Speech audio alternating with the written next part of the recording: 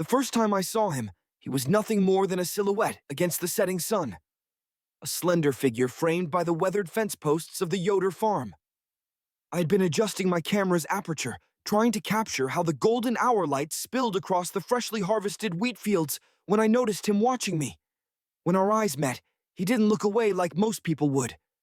Instead, he stood perfectly still, as if frozen in amber, before slowly turning and disappearing into the shadowed belly of the barn. I had arrived in Lancaster County 3 days earlier, an urban transplant tasked with documenting the vanishing American pastoral for my graduate thesis in photography. Professor Whitman had connections with several Amish families who had agreed, with surprising openness, to let me live among them for the summer harvest season. "They're not attractions in a human zoo, Elijah," my professor had warned me. "Remember that before you start clicking away." The Yoder farm was my home for the next 2 months. Samuel Yoder, the patriarch, had welcomed me with a firm handshake and few words. His wife Rebecca had shown me to the small guest room attached to their main house, separated just enough to give me privacy while keeping me within the orbit of family life. Their youngest daughter, barely 7, had giggled behind her mother's skirts when I thanked them in my stilted, rehearsed Pennsylvania Dutch, but it was their son I couldn't stop noticing. "That's Isaac," Rebecca had said when she caught me looking toward the barn where he'd disappeared after our first silent encounter. "He helps his father with most of the field work. Shy with strangers, that one. Isaac." The name felt rounded and smooth like a river stone in my mouth when I whispered it to myself that night. The rhythm of farm life emerged quickly. Dawn prayers, breakfast by lamplight, then work until dusk painted the sky in impossible colors. I split my time between helping with chores, clumsy but earnest attempts that sometimes earned a rare smile from Samuel, and capturing images that I hoped conveyed something true about this world so removed from my Brooklyn apartment. Isaac was everywhere and nowhere. I'd catch glimpses of him leading horses to pasture or hefting bales of hay with lean, muscled arms. Sometimes I'd feel the weight of his gaze on my back as I worked, but whenever I turned, he'd be absorbed in some task, his straw-colored hair falling across his forehead, shielding his eyes. A week into my stay, a heat wave descended on the valley. By midday, the air shimmered above the fields, and sweat darkened the back of my shirt as I helped repair a section of fence. Rebecca appeared with a pitcher of lemonade, condensation beating on the glass. "You'll get heat stroke working like that without a break," she said, pouring me a glass. "Isaac, come drink." I hadn't noticed him working just 20 yards down the fence line. He approached slowly, wiping his hands on his trousers. His suspenders crossed over a simple blue shirt, now dark with sweat along his collar and chest. When Rebecca handed him a glass, our fingers brushed as he reached for it, and I felt a jolt that had nothing to do with the heat. "Dunka," he murmured, eyes on the ground. We drank in silence, the tart sweetness a shock against the dry heat. When I finished, I caught him watching the movement of my throat as I swallowed the last drops. Our eyes met, and he didn't look away immediately this time. "You're from the city," he said suddenly, his voice so unexpected I almost startled. It wasn't a question. "Yes, New York." He nodded, as if confirming something to himself. "Must be strange here for you." "Different," I replied, "but beautiful." Something flickered across his face then, curiosity perhaps, or recognition. He handed his empty glass back to his mother and returned to work without another word. Days passed. I began to understand the unspoken language of the farm, how a storm brewing on the horizon meant all hands moving with urgent purpose to secure equipment and animals, how the Sabbath carried a different quality of silence than ordinary days, how certain topics remained carefully unmentioned in my presence. I learned, too, that Isaac had a quiet wit that emerged in rare moments. One evening, as I helped him feed the horses, I knocked over a pail of oats, sending them scattering across the stable floor. "City hands," he commented, the corner of his mouth tugging upward. "Sorry," I said, kneeling to clean the mess. He crouched beside me, our shoulders almost touching. "The bishop says cities make men soft." His eyes met mine, a challenge in them. "But you work hard. Your hands are getting calluses." I stretched out my palms to examine them in the lantern light. Not like yours, I said. His hands were strong, capable things, nicked with small scars, fingers blunt and sure in their movements. Without thinking, I reached out and touched a white line that ran across his knuckles. How did you get this one? The air between us changed instantly. He didn't pull away, but his breath caught audibly. We stayed like that, my fingertip barely grazing his skin, for what felt like minutes, but must have been seconds. Barbed wire, he finally answered, his voice lower than before. 3 summers ago. We finished the chores in silence, but something had shifted. A door cracked open between worlds. 2 weeks later, I found him in the small apple orchard at dusk. The day's work was done, and I had wandered out with my camera, hoping to capture the fireflies that rose like embers from the tall grass. He sat beneath a gnarled tree, whittling a piece of wood with careful strokes. "May I?" I asked, gesturing to the space beside him. He nodded, shifting slightly to make room. I sat down, leaving a respectful distance between us. "What are you making?" He turned the wood in his hands. "A whistle, for my sister's birthday." I watched his fingers work the knife, precise and gentle. "You're good with your hands," I said, then felt heat rise to my face at how the words sounded. But Isaac just smiled, a genuine smile that reached his eyes. "Duh, my father taught me. Says idle hands find trouble." "Are your hands ever idle?" I asked. He looked at me then, really looked at me, his blue eyes catching the last of the daylight. "Sometimes, at night, when I should be sleeping." He returned to his whittling. "I think about things." "What things?" The knife paused, questions I'm not supposed to have. I didn't press him. We sat in companionable silence as darkness gathered around us. Fireflies blinked on and off, creating constellations among the trees. I raised my camera, capturing a few long exposure shots. "What do they look like?" he asked suddenly. "The pictures you take?" I hesitated, then turned my camera so he could see the digital display. His eyes widened at the image, trails of firefly light suspended in darkness, the silhouette of trees against the deep blue twilight. "It's not what my eyes see," he whispered. "But it's true somehow." "That's what I'm trying to do," I said. "Find the truth beneath what we see every day." His shoulder brushed against mine as he leaned closer to the camera. Neither of us moved away. The narrowest part of the Yoder house was the back hallway that led from the kitchen to the mudroom.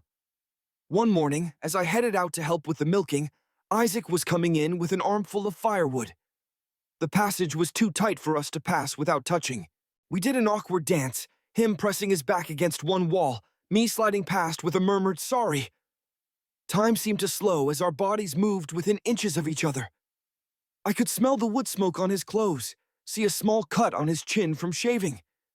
As I passed, his eyes followed me, and I felt the heat of his gaze like a physical touch. Just as I reached the door, he spoke. "Elijah." My name in his mouth sounded different somehow. "Will you take pictures of the barn raising tomorrow?" "Of course," I said, turning back. "That's why I'm here." He nodded, something unspoken hanging between us. "Good," he said finally, and disappeared into the kitchen. The barn raising was a marvel of community and efficiency.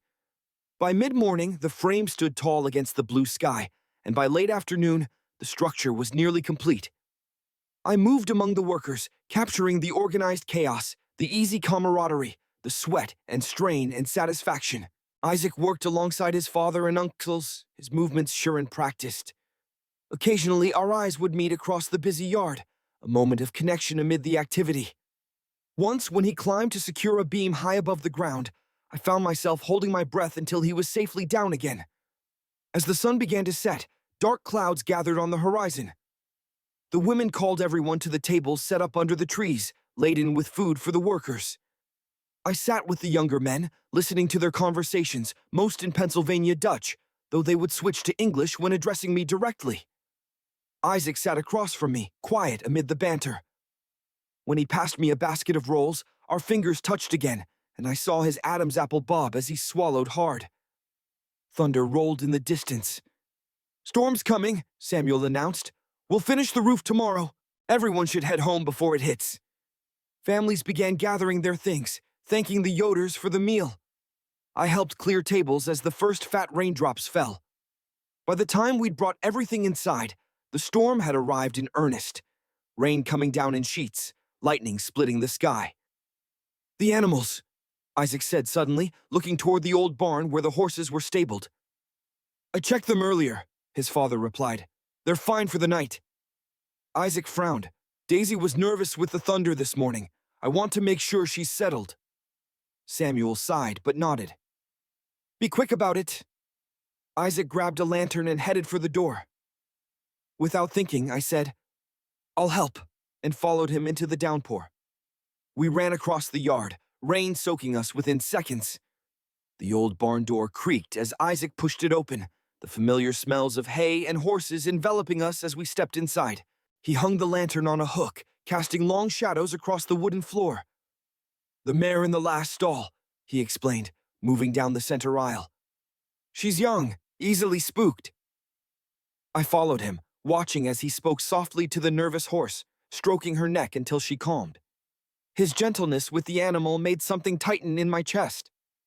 Another crack of thunder, closer now, and the mare whinnied in fear. Isaac continued murmuring to her, his voice a soothing counterpoint to the storm's violence. She'll be okay now, he said finally, latching the stall. We should get back.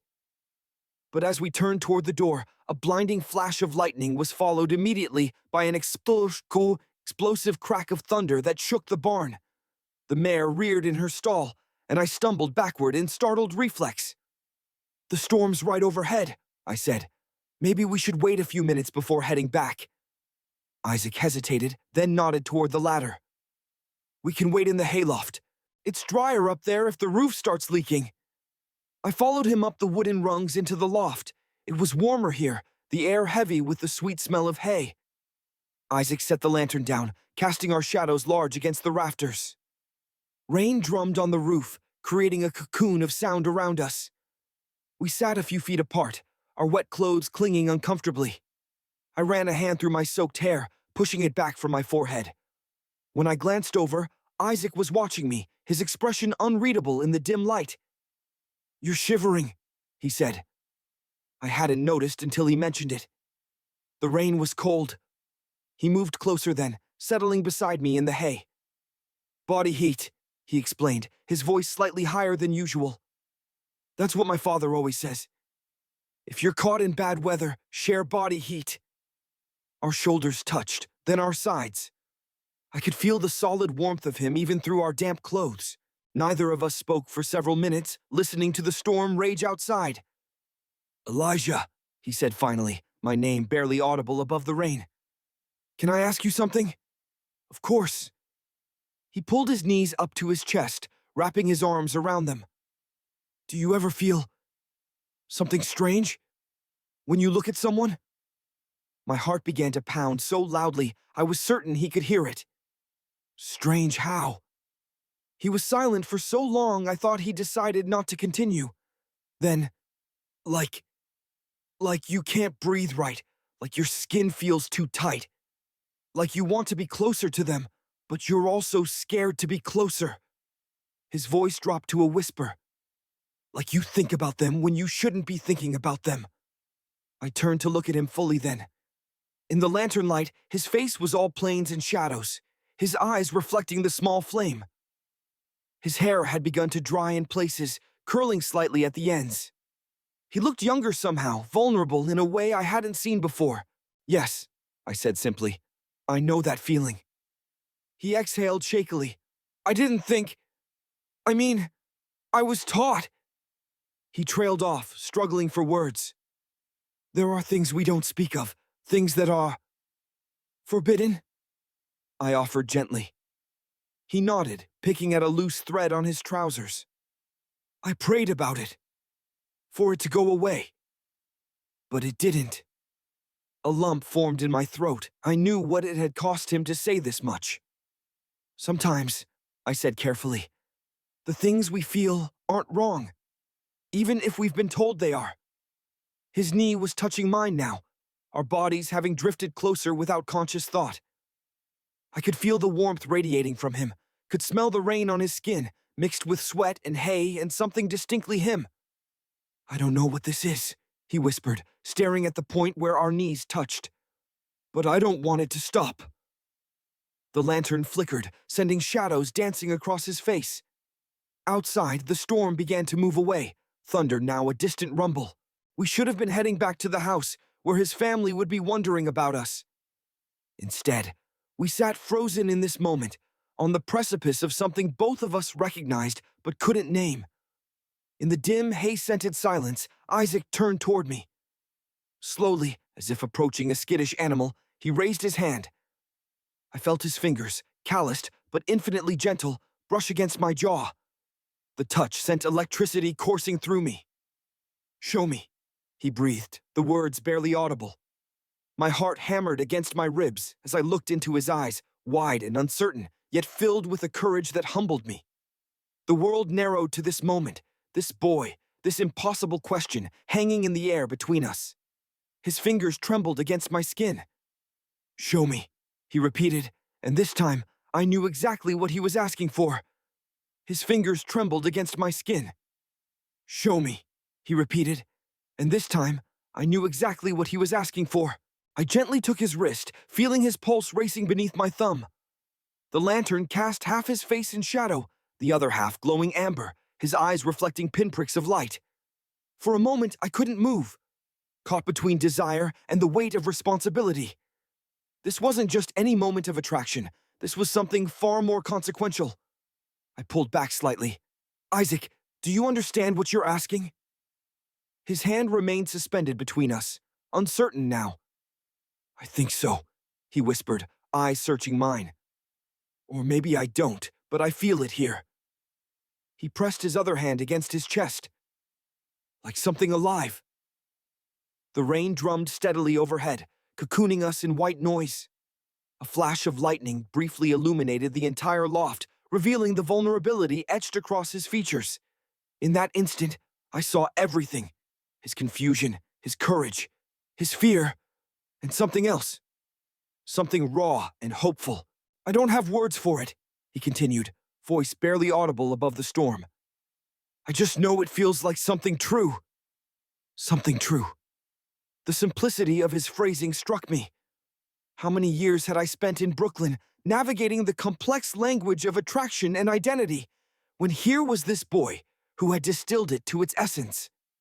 Something true. "Isaac," I said softly, "where I come from, there are words for this. There are people who feel what you're feeling, what we're both feeling." His eyes widened slightly. "There are others?" I nodded. "Many others. And it's allowed?" The question carried such weight, I felt my chest tighten. "Not everywhere, not by everyone. But yes, it exists. It's real." He absorbed this, his brow furrowed in concentration. Then, slowly, deliberately, he moved his hand back to my face, his palm warm against my cheek. "Show me," he said again, but this time there was certainty in his voice. I leaned forward, closing the distance between us until our foreheads touched. His breath, warm and quick, mingled with mine. I could smell the rain on his skin, the faint scent of hay and horses and sweat. My hand found his shoulder, feeling the solid muscle beneath damp fabric. "Are you sure?" I whispered, giving him one last chance to retreat. His answer was to tilt his head slightly, bringing our lips a breath apart. I closed the final distance between us, pressing my mouth to his. The kiss was gentle, tentative, a question more than a demand. His lips were soft but unyielding at first, frozen in surprise or uncertainty. Then, as if some internal decision had been made, he sighed against my mouth and began to respond, mimicking my movements with careful attention. When we pulled apart, his eyes remained closed for a beat longer than necessary. When they opened, I saw wonder there, and confusion, and a kind of startled recognition. "Oh," he breathed, touching his fingers to his lips as if to confirm what had happened. That's what it feels like." A distant rumble of thunder reminded me of where we were, of who we were. I shifted back slightly, creating space between us. We should probably head back to the house before they start to worry. Isaac glanced toward the ladder, then back to me. The storm's still bad, he said, though we both knew it was moving away. Maybe we should wait longer. I couldn't help but smile at the transparent excuse. Maybe we should. We sat in silence for a moment, the air between us charged with possibility. Then Isaac reached out and tentatively took my hand, examining it in the lantern light as if it were some fascinating artifact. His thumb traced the lines of my palm. Your hands are different from mine, he observed. Softer. City hands, reminded him with a small smile. No, he said seriously. Not just that. They know things my hands don't know. The innocence of the statement, coupled with its unintended intimacy, made my chest ache. I curled my fingers around his, a protective gesture. Isaac, I began, not sure what I was going to say. A warning, a confession, a promise I couldn't keep. He interrupted me by leaning forward and pressing his lips to mine again, more confidently this time. His free hand came up to my neck, fingers threading into my hair, and I realized with a start that he was learning already, watching, adapting, discovering. The thought sent a shiver through me. The kiss deepened, his mouth opening slightly under mine. I kept my touch gentle, respectful of his inexperience, even as desire coursed through me. When we finally broke apart, both breathing heavily, I rested my forehead against his. We really should go back, I said, though everything in me wanted to stay. He nodded reluctantly. My father will send someone to check if we don't. Reality intruded then. The reality of who he was, who I was, and the world that existed beyond this hayloft. I pulled back and helped him to his feet. We stood facing each other in the dim light, the moment suspended between us. What happens now? He asked, uncertainty creeping back into his voice. I touched his cheek briefly. Now we go back to the house, dry off, and get some sleep. And tomorrow? Tomorrow. The word hung in the air between us. Tomorrow we continue as before, I said carefully. But knowing what we know now. He absorbed this, then nodded once, decisively. I'll go down first. Wait a few minutes before following. The practicality surprised me, though it shouldn't have. He'd grown up in a world where certain behaviors invited scrutiny. He knew how to navigate watchful eyes. Isaac descended the ladder and disappeared from view. I stood alone in the hayloft, listening to the diminishing rain, my lips still tingling from his kiss. Something had shifted irreversibly tonight, and I wasn't sure if I should feel elation or dread. I barely slept that night, my narrow bed feeling both too empty and too confining.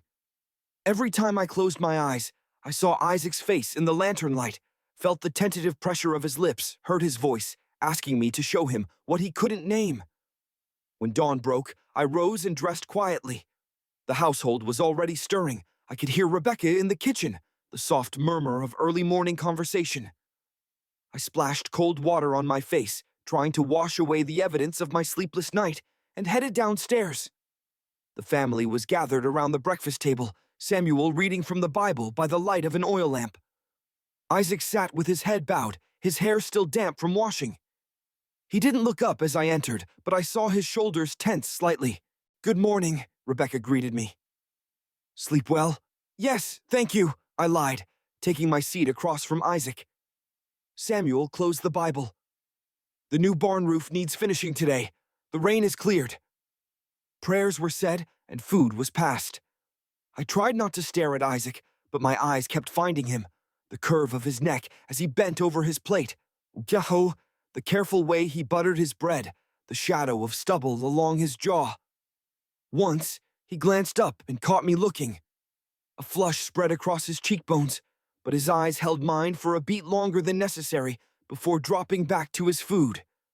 Under the table, our knees brushed briefly. Neither of us moved away. The day passed in a blur of activity. The community returned to finish the barn raising, and I kept busy with my camera, documenting the work. Isaac moved among the men, carrying tools, securing beams, his movements sure and efficient. Occasionally, he would look in my direction and something would pass between us. A current of awareness that made the hair on my arms stand up. By mid-afternoon, the roof was completed and a small celebration began. Food was laid out, children played tag around the yard, and groups of men and women gathered in conversation. I moved among them, capturing candid moments on my camera. I was adjusting my lens when I felt someone behind me. I knew it was him before I turned. "Have you taken any good pictures today?" Isaac asked, his voice carefully casual. "A few," I replied, equally neutral. "Would you like to see?" He nodded, and I led him a short distance from the crowd, angling the camera so he could view the display screen. As he leaned close, I caught his scent, clean sweat and soap, and something distinctly him.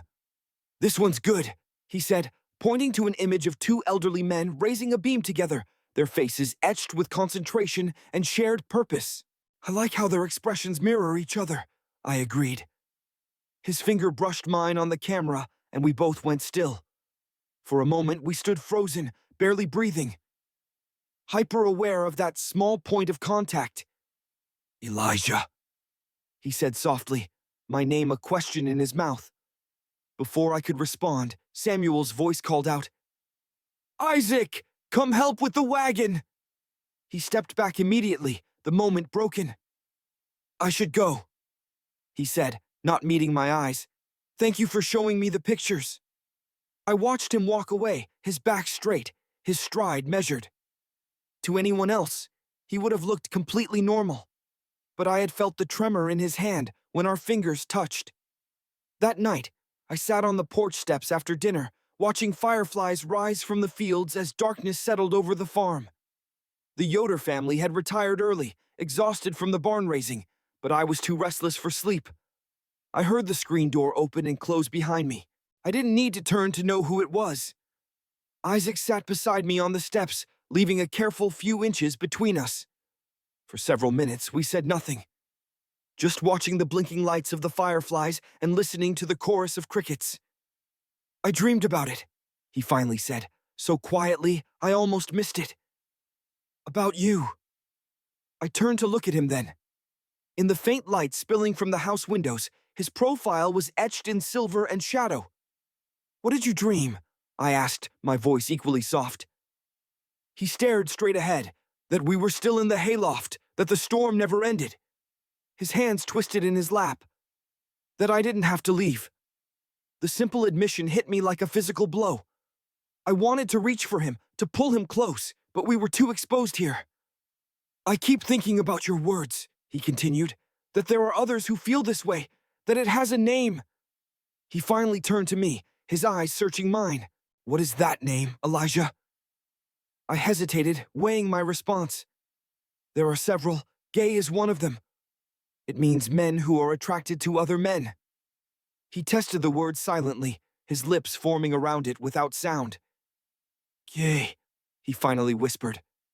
"Is that what I am?" "I can't answer that for you," I said gently. "Only you know what you feel." He nodded slowly, absorbing this. "And you, are you gay?" "Yes," I said simply. It was the first time I'd said it aloud since arriving at the farm. "And in the city, is it? Are you?" "It's complicated," I admitted. "Some places, some people are accepting. Others aren't, but there are communities where people like me, people like us, if that's how you feel, can live openly." A look of wonder crossed his face. "Communities? Whole groups of people?" "Yes, friends, couples, families."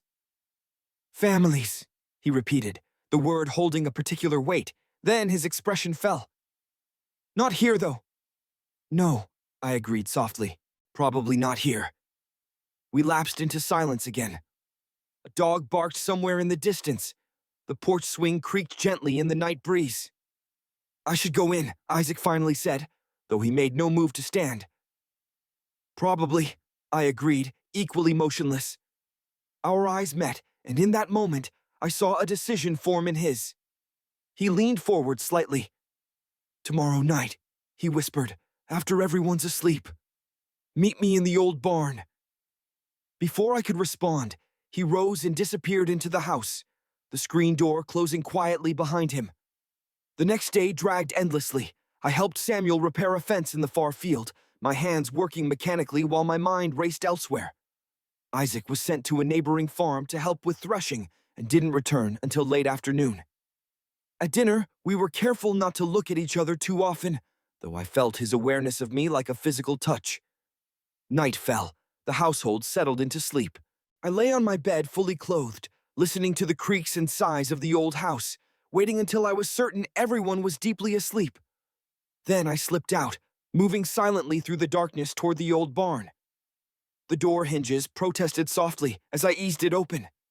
Inside, all was dark and still. "Isaac?" I whispered.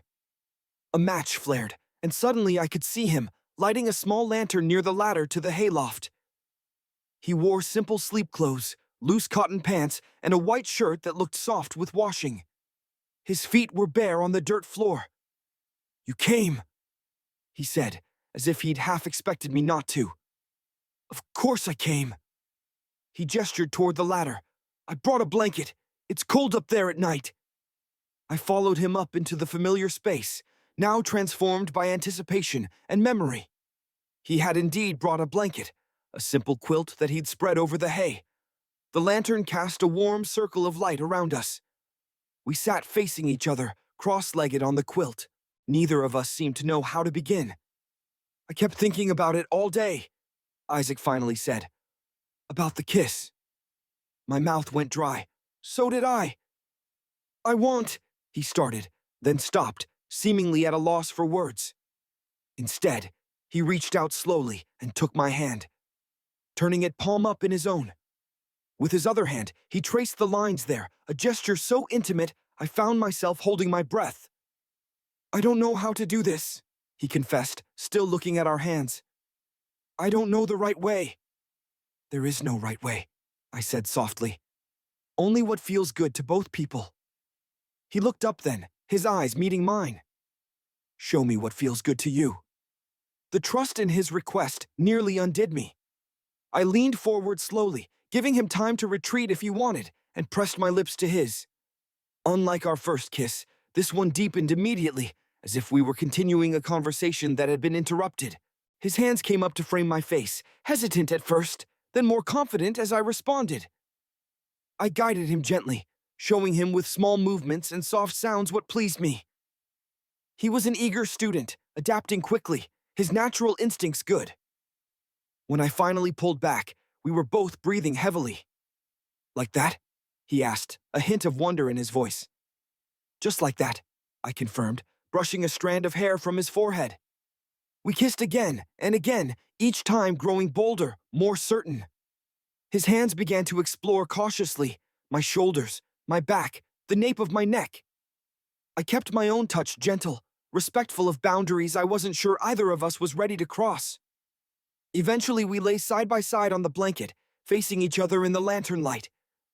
I traced the contours of his face with my fingertips, the straight line of his nose, the curve of his cheekbone, the soft fullness of his lower lip. He closed his eyes under my touch, his expression one of such complete surrender that I felt humbled by it. "This can't be a sin," he whispered, eyes still closed. "It feels too much like prayer." The words caught in my chest.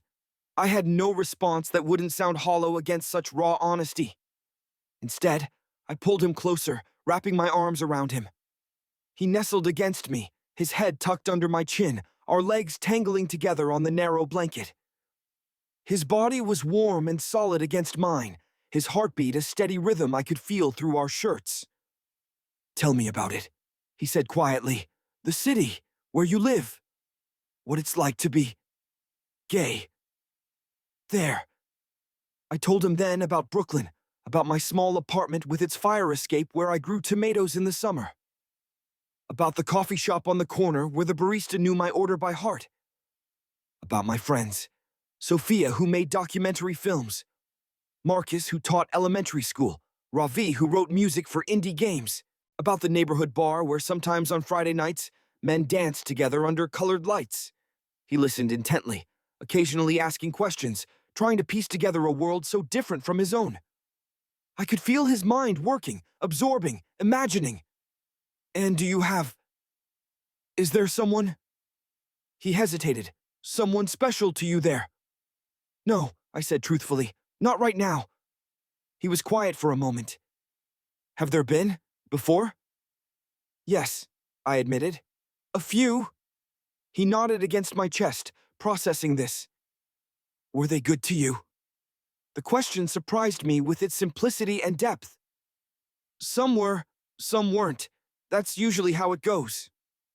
I would be, he said softly. Good to you, I mean, if I could. The hypothetical broke my heart. If I could. Because he couldn't, not really. Not in the way that lasted beyond summer, beyond this farm, beyond the boundaries of the only world he'd ever known. I know you would. I whispered into his hair. We lay together in silence after that, occasionally exchanging soft kisses, hands exploring with gentle curiosity. There was no urgency to it, just the slow, sweet discovery of another person's body. Eventually, Isaac's breathing deepened, his body growing heavy against mine as he drifted towards sleep. I should have woken him, sent him back to the house. It was dangerous for him to be found missing from his bed. But he looked so peaceful, his face relaxed in sleep, that I couldn't bring myself to disturb him. Instead, I pulled the blanket more securely around us both and allowed myself to follow him into dreams. I woke to gray pre-dawn light filtering through the hayloft window. For a moment, I was disoriented, unsure where I was. Then I felt Isaac's warmth pressed against me, his arm thrown across my chest, and remembered everything. Isaac, I whispered, gently shaking him. Isaac, wake up. It's almost morning. He stirred, blinking up at me in confusion. Then awareness flooded his face. I fell asleep, he said, sitting up abruptly. What time is it? Early still. The sun's not up yet. I touched his shoulder reassuringly. There's time. He ran a hand through his hair, which was standing up in sleep-rumpled whirls. The sight was so endearing that I couldn't help smiling. What? He asked, noticing my expression. Your hair, I explained, reaching out to smooth it down. It's a mess. A smile tugged at his lips, and suddenly we were both laughing softly, the tension broken. He caught my hand and pressed a quick kiss to my palm, a gesture so casual and intimate that it took my breath away. I need to go back, he said reluctantly, before anyone wakes up. I nodded, though everything in me wanted to pull him back down beside me, to pretend for a few more hours that the world outside didn't exist.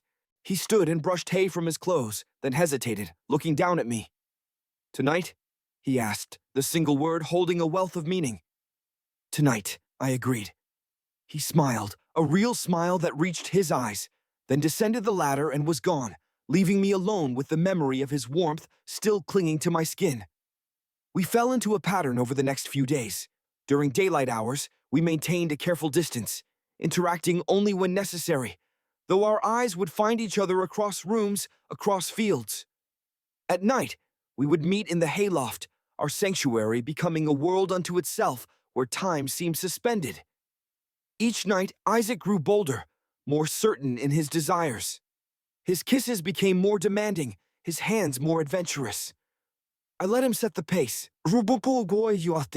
responding to his cues, careful never to push beyond what he was ready for. Sometimes we talked for hours, about my life in New York, about books I'd read that he hadn't, about his dreams of seeing the ocean someday. Other times, we barely spoke at all, letting our bodies communicate in a language that needed no translation. One night, as we lay together in our usual position, his head on my chest, my fingers tracing lazy patterns on his back, he said suddenly, I wish we could stay here forever.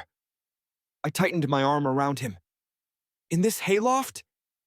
No, he said, shifting to look up at me. In this moment, this feeling, like the world can't touch us. I brushed his hair back from his forehead. I know. When you leave, he continued, his voice carefully neutral, will you forget about me? The question pierced me. No, I said firmly. Never. But you'll go back to your life, your friends, your city. Yes, I admitted, because it was true. My exhibition was scheduled for November. My apartment lease ran through next year. My life, my real life, was waiting for me in Brooklyn. He was quiet for a long moment. "Sometimes I think about leaving," he finally said, so softly I almost didn't hear him. "About going somewhere else, somewhere I could be different." I propped myself up on one elbow to look at him properly. "Have you thought about that before? Before me?" He nodded slowly. "Sometimes, not seriously, but sometimes when things felt wrong here, like I didn't fit." His eyes met mine, vulnerable and questioning. "Is that wrong? To think about leaving?" "No," I said gently. "It's not wrong to imagine different paths for your life." "But it would hurt my family," he said, the conflict plain on his face. "They wouldn't understand. They might never forgive me." I had no easy answer for him. The gulf between his world and mine suddenly seemed vast and uncrossable. What right did I have to encourage him to leave everything he'd ever known? What right did I have to suggest he stay in a place where he could never be fully himself? Instead of answering, I leaned down and kissed him, trying to pour into it everything I couldn't say. He responded immediately, his arms wrapping around my neck, pulling me closer. There was an urgency to his touch now, a desperation that hadn't been there before. When we finally broke apart, breathing heavily, he whispered against my lips, "I think I'm falling in love with you." The words hit me like a physical blow. I pulled back slightly to look at him, seeing the naked vulnerability in his eyes. "Isaac, you don't have to say it back," he interrupted quickly. I needed you to know." I touched his face, tracing the curve of his cheekbone with my thumb. "It would be so easy to fall in love with you," I said honestly. "Too easy." A shadow crossed his face. But I leave in 3 weeks," I said gently. "And we both know you can't come with me." He turned his face away. "I know." I guided his face back to mine. "That doesn't mean this isn't real. That what we're feeling isn't real. Then what does it mean?" I had no good answer. Instead, I pulled him close again, my mouth finding his with renewed purpose. He yielded immediately, his body melting against mine, his hands tangling in my hair. The kiss deepened, grew more heated. His leg slid between mine, creating a friction that made me gasp. "Show me more," he whispered against my neck. "Please." We had been careful until now, keeping our explorations relatively chaste. But something had shifted tonight, a recognition of our limited time, perhaps, or the admission of deeper feelings. Whatever the reason, I found myself responding to his request with a new urgency, my hands sliding under his shirt to touch warm skin. He shivered at the contact but didn't pull away. Instead, he mimicked my movement, his fingers tentative against my stomach, my chest. I guided him gently, showing him what felt good, learning what made his breath catch. We moved together on the blanket, the lantern casting our shadows large against the rafters. His shirt came off, then mine. The sight of his bare chest in the golden light, lean muscle under smooth skin, made my heart stutter. I traced the contours with reverent fingers, memorizing the feel of him. "Is this okay?" I asked, needing to be sure. His answer was to pull me down for another kiss, his body arching up to meet mine.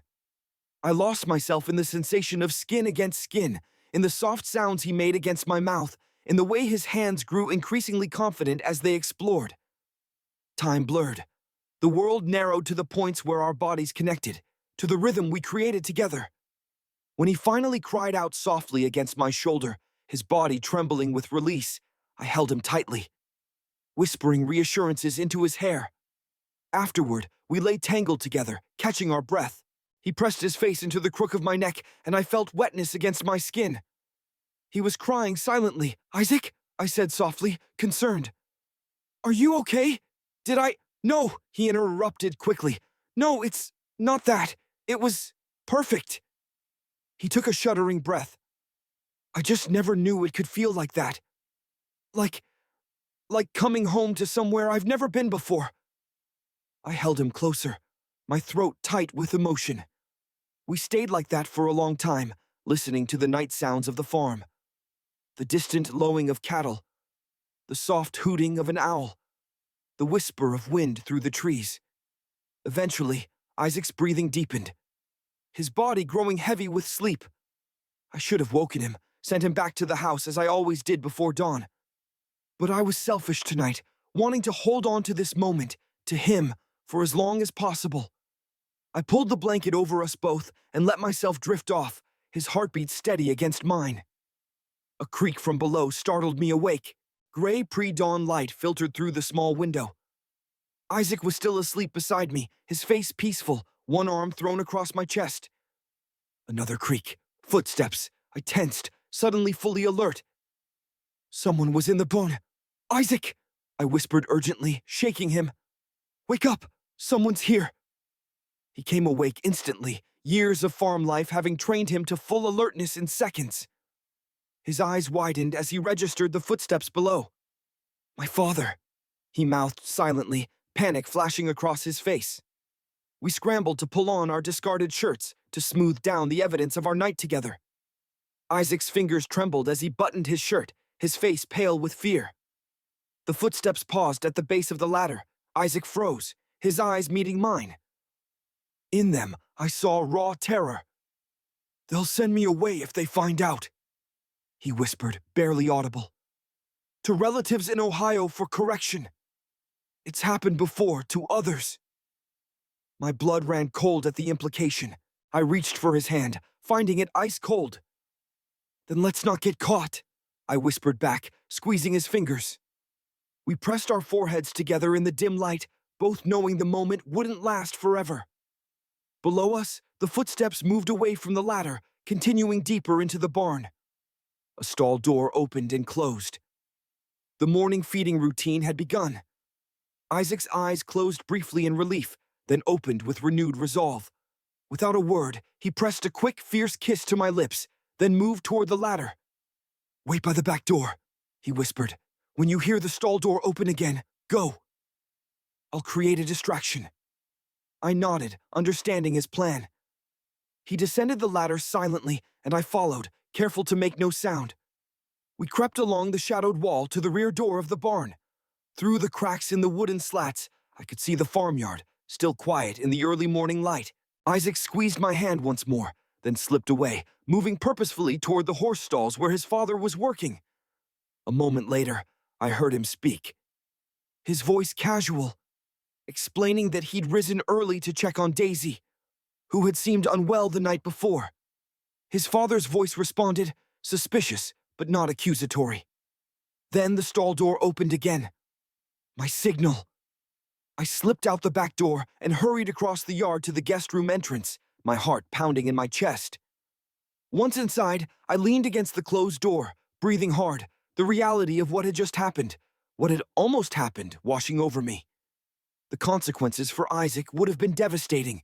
The thought made me physically ill. Through my window, I watched the sun rise over the Yoder farm, painting the fields gold and casting long shadows across the yard. In the distance, I could see Isaac and his father walking from the barn to the house, their postures relaxed, normal. We had escaped discovery by mere seconds, but for how much longer, and at what cost?